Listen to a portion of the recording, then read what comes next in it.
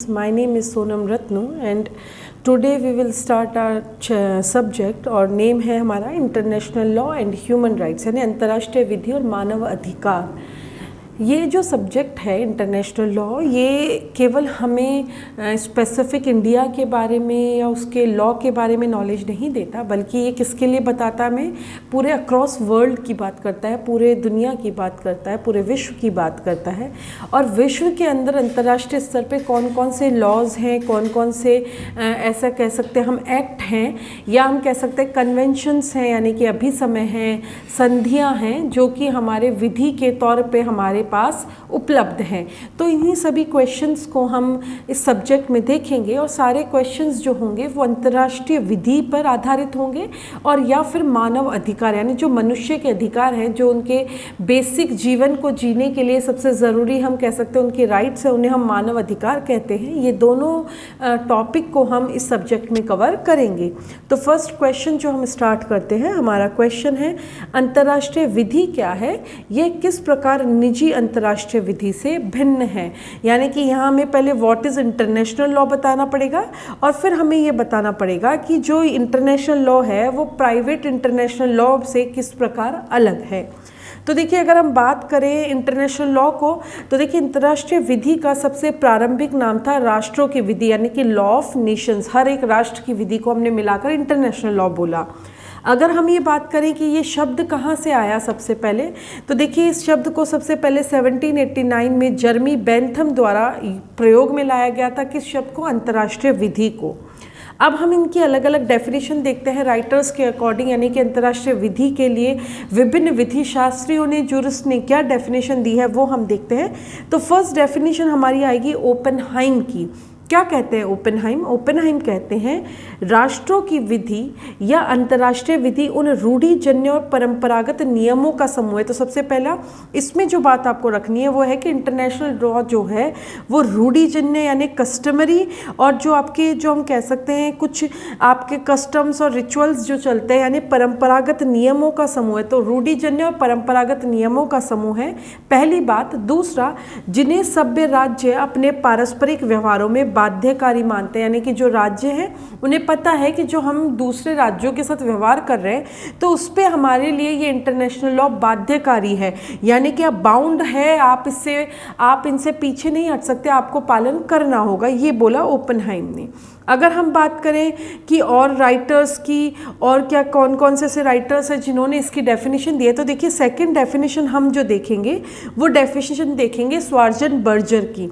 स्वार्जन Berger क्या कहते हैं? देखिए, अंतर्राष्ट्रीय विधि उन विधिक नियमों का समूह है। तो यहाँ पे लीगल रूल्स पर जो है उनको इंक्लूड किया गया है, विधिक नियमों को इंक्लूड किया गया है जो प्रभुत्व संपन्न राज्यों और ऐसी अन्य इकाइयों पर लागू होते हैं। तो किसके ऊपर लागू होते हैं, इंप्लीमेंट किस पे होते हैं?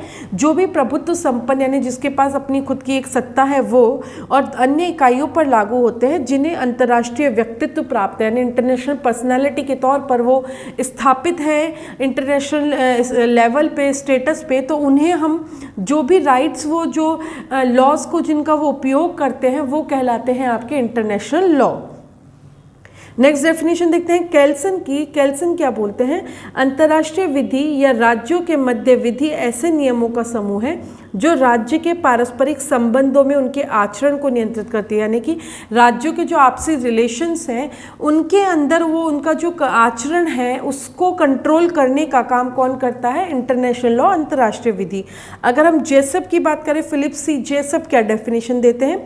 तो देखिए, जो राज्य के पारस्परिक संबंधों और व्यक्तित्वों के राज्य के साथ संबंध का प्रयोज्य होती, यानी कि राज्यों के बीच में और व्यक्तियों के बीच में कैसे रिलेशंस हैं उसके ऊपर एप्लीकेबल होती है, वो कहलाता है आपका इंटरनेशनल लॉ। तो एक तरीके से बेसिकली सारे जो राइटर्स हैं, जूरिस्ट, वो कहना यही चाहते हैं कि राज्य आपस में अपने व्यवहार में, संबंधों में उसे अप्लाई करते हैं और अपना जो आचरण है उसके अंदर उस विधि को लागू करते हैं।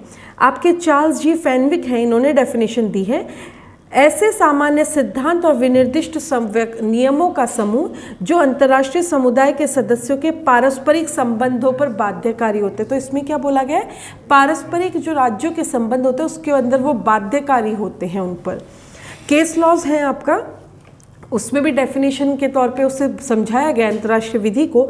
तो देखिए क्वीन वर्सेस केन का केस है, इसमें न्यायाधीश लॉर्ड कॉलरिज ने क्या बोला, पहला, अंतर्राष्ट्रीय विधि चलनों का वह समूह है जिनका सभ्य राज्यों ने अपने पारस्परिक संबंधों में पालन करना स्वीकार किया। तो पहली बात, अंतर्राष्ट्रीय विधि क्या है, चलनों का समूह, यानी जो चलन प्रचलन में होता है वो, जिसको सभ्य राज्यों ने ये एक्सेप्ट किया है, स्वीकार किया है कि हाँ, हम एक दूसरे के साथ जो हमारे पारस्परिक संबंध होंगे, हमारे जो रिलेशंस होंगे, उसके अंदर हम उसको अप्लाई करेंगे।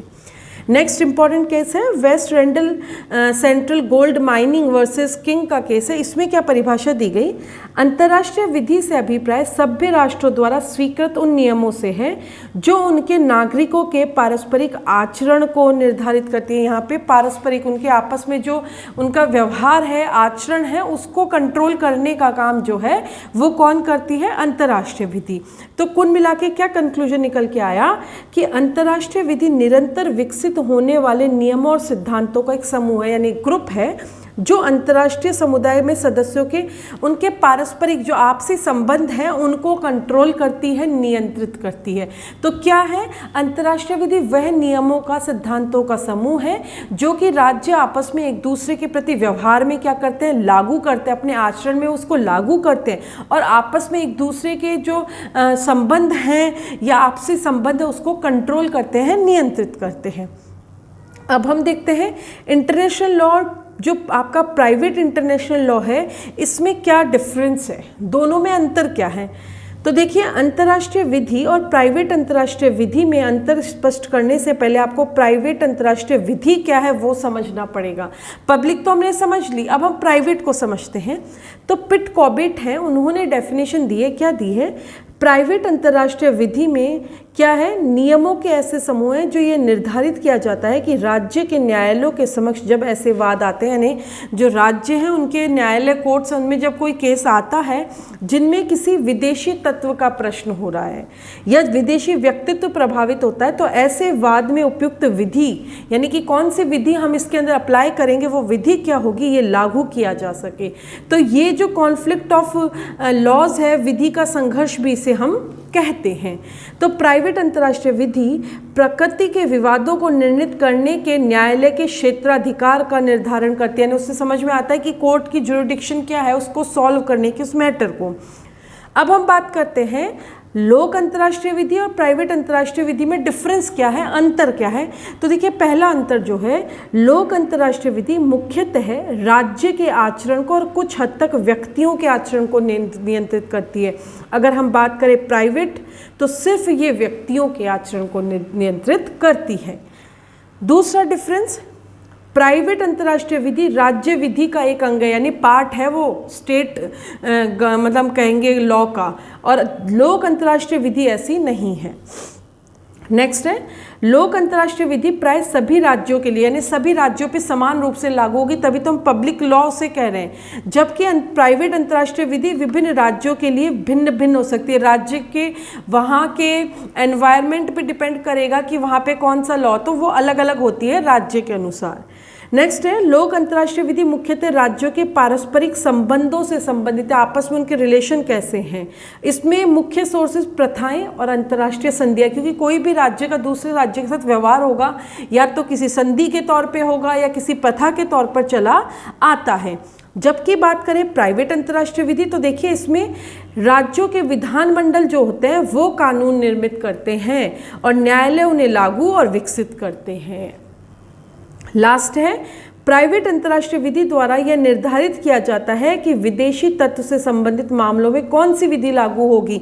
जहां विदेशी तत्व है वहां पे कौन सी विधि लागू करेगी, हमें प्राइवेट इंटरनेशनल लॉ से पता लगता है, और उस पर किस न्यायालय का क्षेत्राधिकार होता है। तो इस तरीके से हम क्या बोलेंगे, इंटरनेशनल लॉ वह रूल्स और प्रिंसिपल्स हैं, यानी नियमों और सिद्धांतों का समूह है जिससे राज्य आपस में एक दूसरे के साथ व्यवहार में उसे अपने आचरण में लागू करते हैं, एक दूसरे के प्रति वो व्यवहार को अपनाते हैं। तो इसे ही हम कहते हैं अंतर्राष्ट्रीय विधि।